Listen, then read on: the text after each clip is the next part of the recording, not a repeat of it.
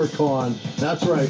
Welcome back to another episode of Daily Driven Exotics. You got your boy Dave and Damon, and we're going to tell you what exactly happened to the Huracan. Now, on some level, we don't know exactly what caused the burst of fire that erupted from the back of the Huracan at the burn yard. We don't, but we're going to make assumptions. We're going to make a lot of assumptions. That sounds like par for the course since this is on the internet. All of this was on fire for a few seconds. My assumption is there was a gas leak. Calling natural gases from Dave's back end.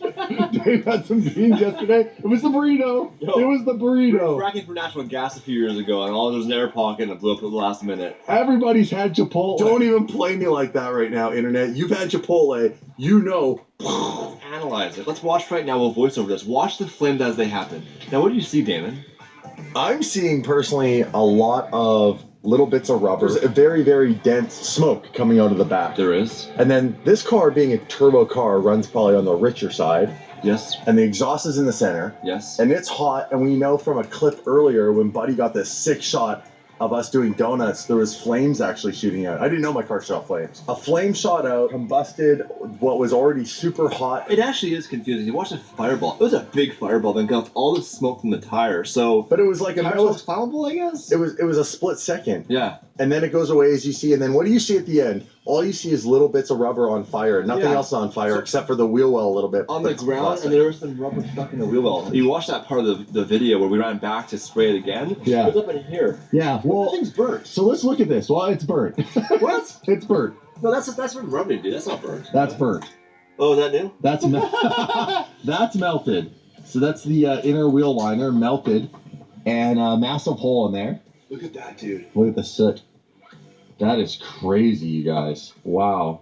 So I want to hear the that's theories. The soot. I want to hear their theories on what happened. The turbo kit's totally fine. The car runs fine. None of the lines blew off. It's all good to go. Mechanically, the car's perfect. We're going to start the car and show you guys, we'll get it up to temp, that the car's perfectly fine. Here's the unfortunate part.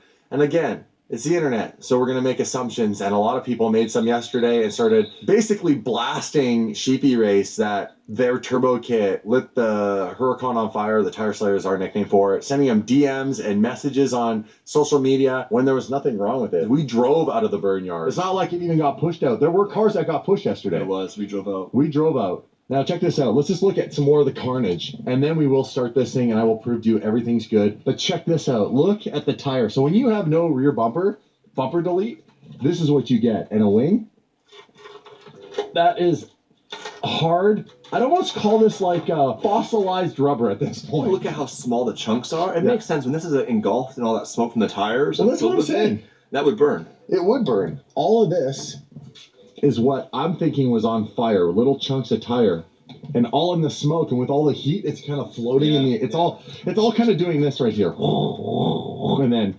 that just went. So everything is covered in a soot from this all being engulfed in flames. Oh, check this out. Look at that. Look at that. What is it? That's like rubber. That's just rubber stuck in the wheel. The inside. Have you looked inside yet during the daylight? Ready to do this? To the inside, you guys, because the windows were all. So here's the thing: the windows were all the way down on both sides of the car as they sprayed it, and the doors were left open as they sprayed it. So here, hop in. I don't know if I'm ready for this. Look at it; it's everywhere. Oh man, this is actually not that bad. Well, we also drove home with the windows down. True. But it's bad. Like, look at the steering wheel. The steering wheel is covered, and it doesn't look like it until you go like this. We gotta wipe this thing down. The dash is the worst.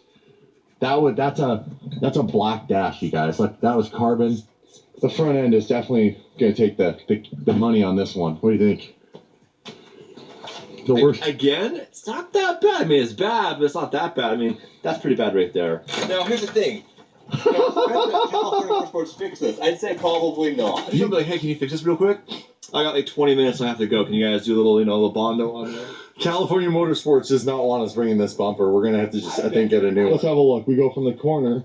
The alignment, slightly off, but not bad considering 1,000 horsepower was ramming this thing into an unmovable object. The bumper bar is right here. Yes. The brace bar behind there, you can probably see it actually put a camera in there. There should be a metal aluminum bar in there. Let's have a look. You see it?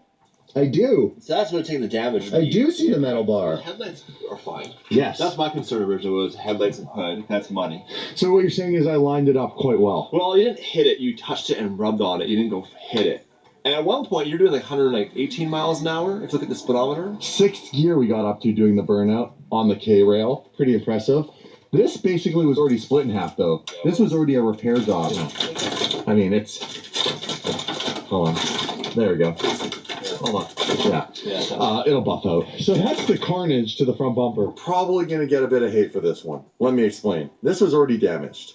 I purposely didn't rewrap it, didn't get it fixed, knowing we're going to the burn yard to throw down. This is the burn yard we're talking about. This isn't the street. This isn't your friend's parking lot. This was a sold out event with thousands of people, 250,000 people watching on a live stream, and Ken Block in the house. Everybody had been killing it all day. All day. This car Can only do so much. It's rear-wheel drive, 1,000 horsepower, engine over the rear, not enough steer angle to do anything super impressive as far as like proximity. So at one point, we were pretty much like, we're at the end of the tires. And we did this like 180 that I wanted to do where I did a proximity, kind of like getting the back end and the wing really close to one of the K-rails so the audience could kind of be like, ooh, ah. And then we had this perfect 360 and we were facing the K-rail and I thought, okay, what did you say when we went out? Don't do the wall thingy.